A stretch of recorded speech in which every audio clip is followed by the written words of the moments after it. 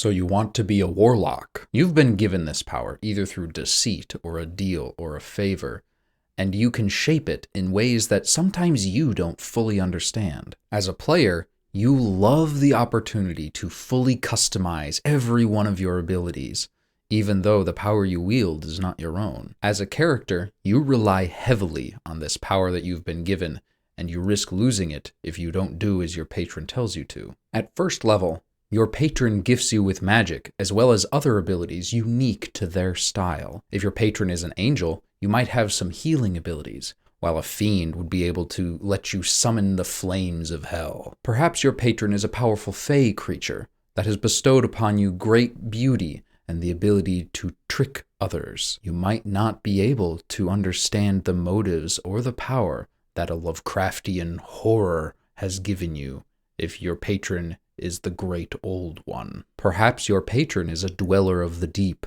and as a fathomless warlock, your abilities are all related to seafaring and water. Maybe you discovered a genie, and your wish was to have some of that genie's power, and now you can cast certain spells that you would not be able to do otherwise. If you want to get really edgy, maybe your patron was never alive and has been dead for centuries. When your gifts come from an undead patron, you can take on their form like a banshee or a zombie to terrify your enemies. Maybe your patron is undying and has given you abilities to get close to avoiding death as well, along with other abilities like helping others avoid death or feigning death. But if you want a patron that makes you supremely powerful in combat, you should look at the Shadowfell and find a Hexblade Patron. These warlocks rely on the curse that their patron allows them to cast on their enemies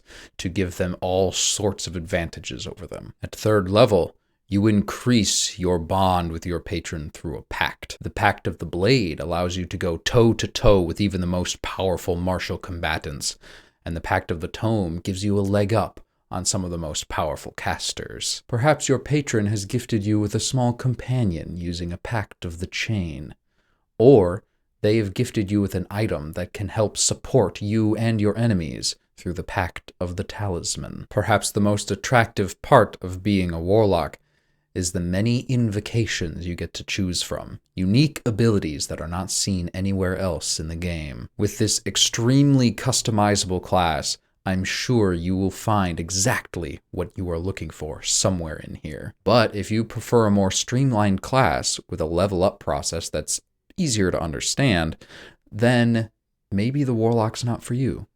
If so, go ahead and retake that quiz and see if there's another class that better fits you as a player. Whether you play a Warlock in your next campaign or you play something different, remember, everything is going to be okay.